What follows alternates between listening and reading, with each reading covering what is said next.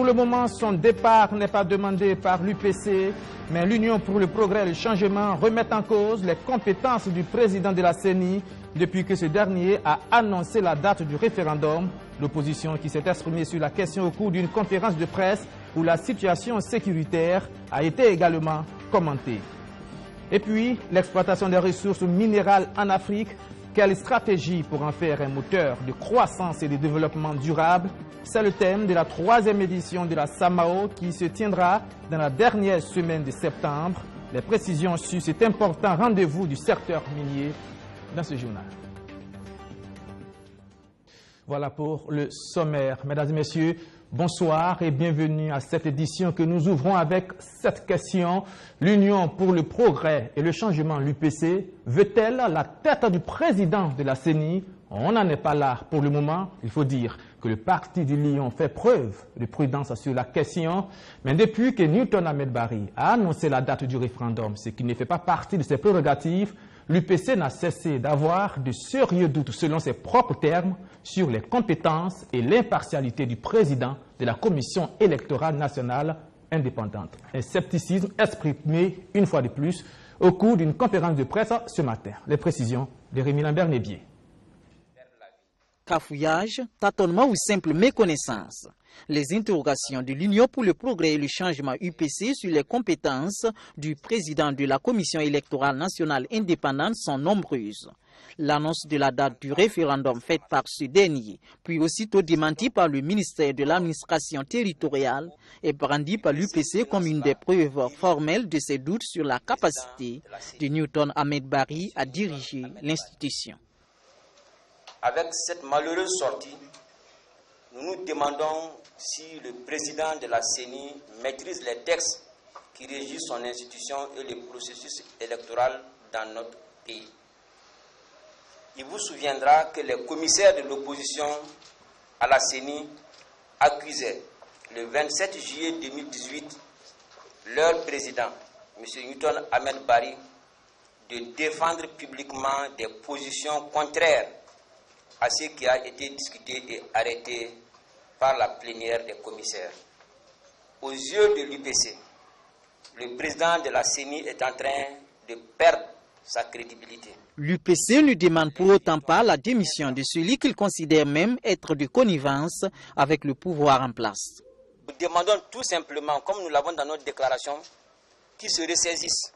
Il s'agit tout simplement qu'il écoute ses collaborateurs et que désormais, ils agissent en professionnel. Alors qu'une minute de silence avait été observée à l'entame de cette conférence de presse en mémoire des forces de défense et de sécurité tuées ces derniers jours dans des attaques terroristes, l'UPC dénonce à l'occasion la situation sécuritaire à l'est du pays. Et c'est sans passer par le dos de la cuillère qu'elle remet également en cause les compétences des deux ministres en charge de la question. Nous insistons sur ces points parce que le ministre de la Défense et le ministre de la Sécurité sont ceux-là qui impriment la marche à suivre en matière de défense et de sécurité.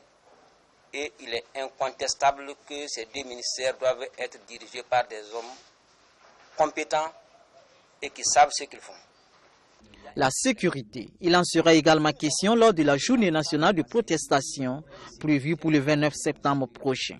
En dehors justement des manifestations auxquelles ceux qui sont aujourd'hui au pouvoir ont contribué à créer des violences, les manifestations de l'opposition, vous avez constaté, en tout cas avec l'UPC, sont toujours déroulées dans le calme.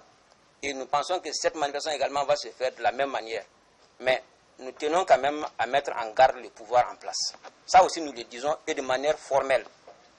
Que si sous le couvert de l'insécurité, on s'amuse, je dis bien on s'amuse, à toucher à un cheveu d'un dirigeant, lors de cette manifestation, je crois que tout le monde saura que le Burkina là appartient à tous les Burkinabés et non à une catégorie de personnes.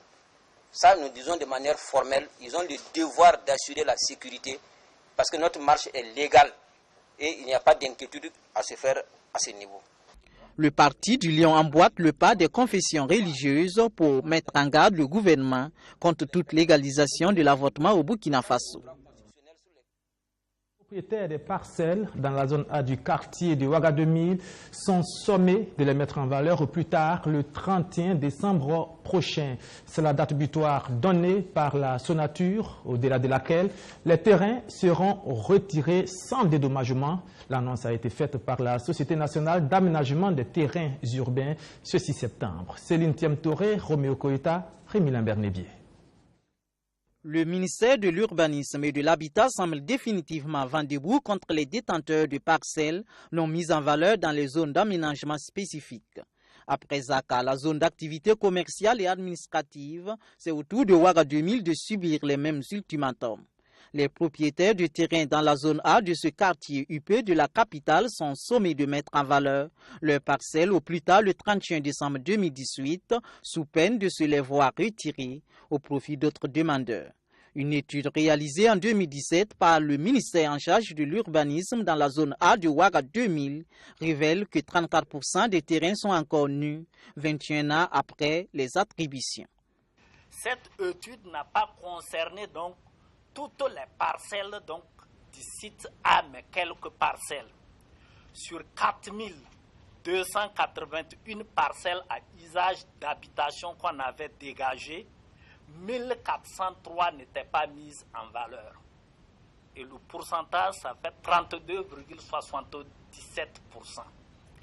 Et sur un total de 431 parcelles de commerce, seulement 195 ont été donc mises en valeur, soit donc un pourcentage de 45,24%. Je précise que l'étude n'a pas concerné donc tout le site, mais c'est un échantillon. Ce qui est surtout attendu des détenteurs des parcelles avant 2019, c'est d'entamer les procédures qui démontrent leur volonté de mettre en valeur leur terrain. On sait que d'ici 31 décembre, la maison ne peut pas finir. Mais si vous avez engagé la construction et que c'est visible, l'esprit là, c'est ça. L'esprit, c'est pas autre chose. C'est qu'on voit maintenant les maisons annoncer la sortie de terre. Mais si ce processus est en place, on va aviser en son temps.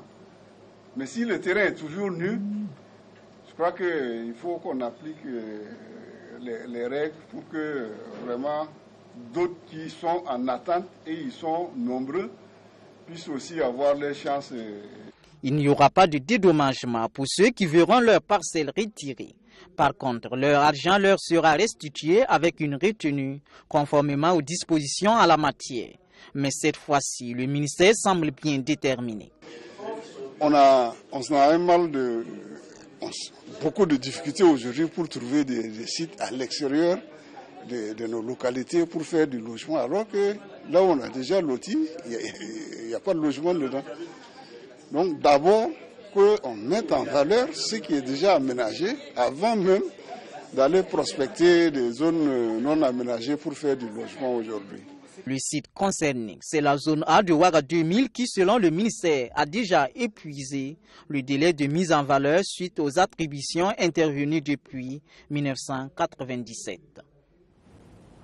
Environ 1500 participants sont attendus à la 3e édition de la SAMAO, la semaine des activités minières d'Afrique de l'Ouest, qui se tiendra du 27 au 29 septembre 2018. Le pays invité, c'est le premier pays minier africain, l'Afrique du Sud, qui viendra partager son expérience dans le secteur. Panel, exposition et rencontres B2B seront au menu de ce grand rendez-vous du secteur minier, la SAMAO, dont le budget prévisionnel est estimé à 315 millions de francs CFA. Les précisions avec Natacha Ouedraogo. 45,6 tonnes d'or produites en 2017 et 226 milliards de francs CFA injectés dans l'économie burkinabé la même année. Le secteur minier joue un rôle important dans le PIB burkinabé et même dans les économies africaines. La 3e édition de la SAMAO, la semaine des activités minières d'Afrique de l'Ouest, a donc décidé de maximiser les réflexions sur les stratégies à trouver pour utiliser cette exploitation des ressources minières au profit du développement durable. La 3e édition de la SAMAO se tiendra sous le thème « L'exploitation des ressources minérales en Afrique. Quelle stratégie pour en faire un moteur de croissance et de développement durable ». le choix de ce thème tient au fait qu'en tant qu'organisateur de la SAMAO, nous voudrions nous fonder sur les attentes économiques et socio-culturelles pour fédérer les énergies des décideurs, des investisseurs, des professionnels du secteur, des fournisseurs des biens et services miniers, des chercheurs et autres scientifiques, des communautés et même des activistes du secteur autour d'une stratégie consensuelle et efficace destinée à optimiser la contribution des mines aux économies des nations africaines. Dans exactement 3 semaines donc, soit du 27 au 29 septembre 2018, Ouagadougou va se parer aux couleurs des industries minières. Cette 3e édition est une édition dite professionnelle et d'innovation. La SAMAO 2018 a été repensée sous forme de partenariat public-privé. C'est pourquoi, à compter de cette édition, la SAMAO sera co-organisée par le ministère des Mines et des Carrières en partenariat avec la Chambre des Mines, l'Association des Carriers du Burkina. Par ailleurs, le comité d'organisation s'attachera les services d'une compagnie d'expertise privée nationale compétente en communication et promotion événementielle dans le secteur minier. Cette 3e édition sera soutenue par le cabinet Semika. Le budget prévisionnel de cette grande rencontre panafricaine est de 315 millions de francs CFA. Au total, 1500 participants sont attendus. Un appel est par ailleurs lancé à l'ensemble des acteurs intervenant dans le domaine à s'inscrire et à prendre part activement à cet événement. 60 hectares de superficie, près de 130 000 panneaux photovoltaïques pour une production d'énergie de 56 gigawatts. Ce sont là les chiffres grandiloquents de la centrale solaire photovoltaïque de Zaktouli. Pourtant, c'est une infrastructure aux capacités dépassées, incapable de stocker de l'énergie. Qu'à cela ne tienne, elle fait toujours la fierté de la Sonabel qui continue de vanter ses mérites, comme ici avec les journalistes de Bobo Dioulasso. Fatoumata Traoré, Arsène Konditamde. La centrale solaire photovoltaïque de Zaktouli est construite sur une superficie de 60 hectares, soit l'équivalent de 80 terrains de football, et compte 129 600 panneaux photovoltaïques. Sa production annuelle s'élève à 56 gigawattheures, soit l'équivalent de 5% de la consommation nationale en électricité. Elle permet entre autres de réduire la dépendance énergétique du Burkina Faso et de raccorder plus de 600 000 personnes. Autant d'informations autour desquelles les journalistes de Bobo Dioulasso ont pu échanger avec les responsables régionaux de la nationale d'électricité. À leur tour, ils vont être un relais auprès des populations. La centrale de Zaktouli est réellement un grand plus pour la Sonabel, non seulement en termes d'expertise. Je pense que c'est un premier exemple dans le pays et au niveau de la sous-région. Et je pense que cela devrait permettre donc de dupliquer cette expérience-là pour que l'impact puisse être beaucoup plus significatif pour nos populations. Cette centrale va permettre à la Sonabel de se doter d'une expérience et d'une expertise de qualité en matière de production solaire photovoltaïque de grande puissance. De même, elle va accroître les capacités du secteur de l'énergie en privilégiant les énergies renouvelables plutôt que les énergies fossiles. Alors, les avantages, non seulement, c'est premièrement au niveau du coût. Alors, les coûts, c'est 4 fois le coût de production des centrales thermiques. Et deuxièmement, ça veut dire que les centrales solaires nous permettent d'être indépendants vis-à-vis donc des énergies fossiles, donc que nous ne produisons pas. Donc, ça veut dire que ça permet donc d'être indépendant vis-à-vis des autres pays, et ce qui est très important. Vu notre position stratégique au sein donc, de la sous-région, je pense que nous devrons saisir cette opportunité pour être un pays exportateur d'énergie solaire. Cette rencontre d'échange a permis à la vingtaine de journalistes qui a fait le déplacement de comprendre davantage le fonctionnement des centrales solaires photovoltaïques. 6 jours de formation sur 9 thématiques dans le management. Ils sont au nombre de 28, tous porteurs de projets ou encore entrepreneurs dans l'agroalimentaire. Ils ont été formés dans le secteur de l'industrie pour faire de vrais capitaines d'industrie. Madina Sine. 6 jours de formation sur 9 thématiques dans le management d'entreprise, le marketing et stratégie et la fiscalité d'entreprise, sanctionnés ici par des attestations de fin de formation. Ils sont tous des porteurs de projets ou promoteurs d'entreprises agroalimentaires et cette remise à niveau viendra renforcer leur capacité au sein de leur entreprise en vue d'un meilleur rendement. La formation que nous avons reçue au cours de cette semaine nous a permis de combler les insuffisances qu'on avait en tant qu'entrepreneur pour avancer de façon sereine, conséquente et sérieuse. Donc, nous pensons que désormais, la balle est dans notre camp.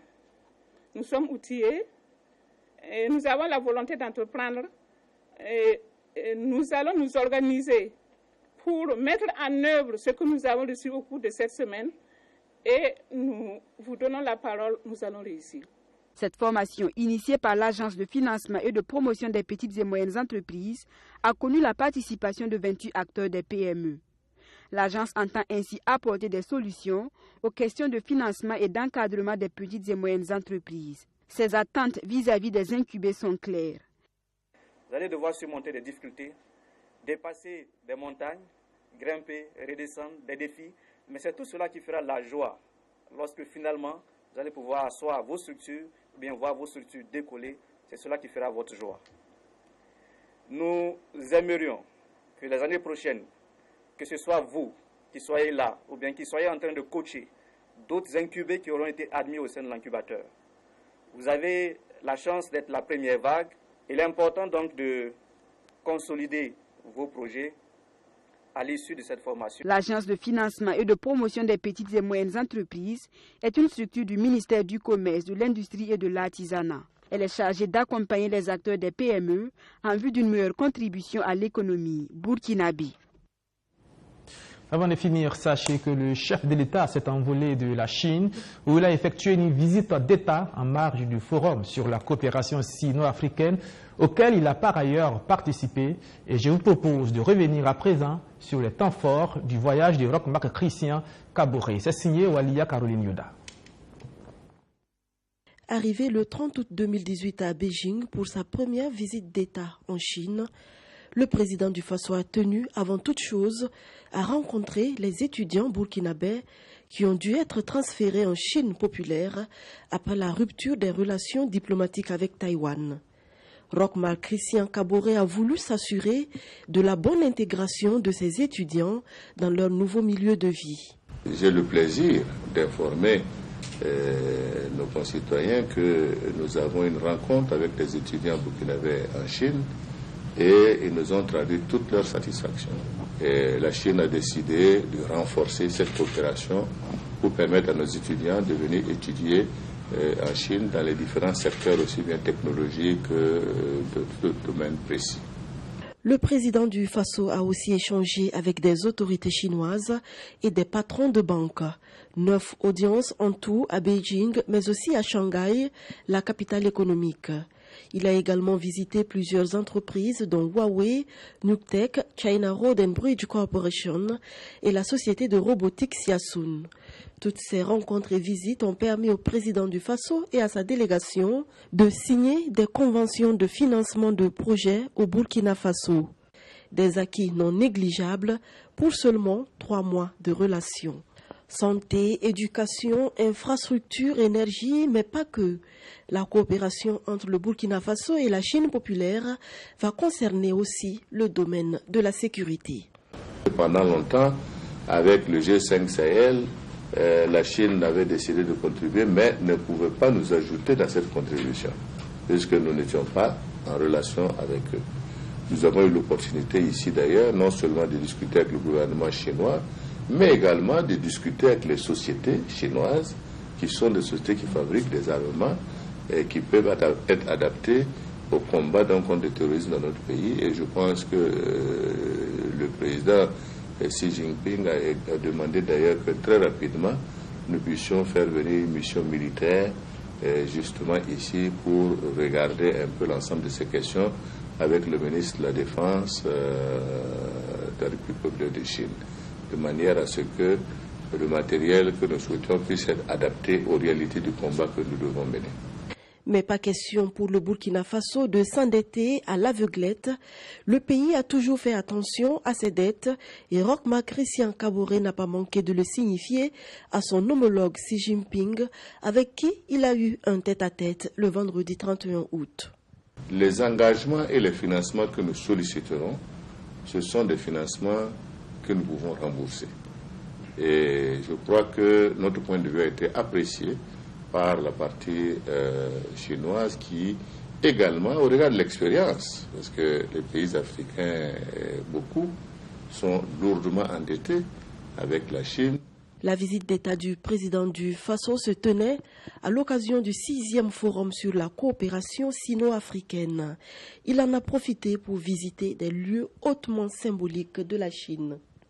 C'est le cas de la place Tiananmen et de la Grande Muraille le samedi 1er septembre 2018. Dans la capitale économique chinoise où il a séjourné du 4 au 5 septembre, Roch-Marc Christian Kaboré a pu visiter la tour de Shanghai. Et au terme de sa visite, le président du Faso salue le modèle de développement chinois. Quand vous regardez le palais du peuple dans lequel nous faisons les cérémonies, c'est un des plus grands immeubles de la zone, le palais du peuple a été construit sous Mao Tse-tung en 10 mois, avec 32 000 employés. Quand vous regardez la muraille de Chine, qui a été construite par des hommes pour résister aux attaques extérieures contre leur pays, et nous-mêmes qui sommes bien portants, qui montons simplement les bras ballants, on doit se poser des questions sur ceux qui sont montés en transportant des pierres et des pierres pour construire cette muraille de Chine. Ça veut dire que c'est l'abnégation, c'est le courage, c'est l'engagement pour le pays et c'est la discipline. C'est autant de choses parfois qui nous manquent. Roch-Marc Christian Kaboré a quitté Shanghai le mercredi 5 septembre pour Ouagadougou, satisfait d'avoir fait un pas de plus vers le développement de son pays et l'épanouissement de ses concitoyens. Voilà le chef de l'État qui devrait regagner Ouagadougou demain. Et c'est ici que prend fin ce journal. Merci de nous avoir suivis. Je vous donne rendez-vous demain, 19h30 à la même heure, pour une autre session d'information. Merci de votre fidélité.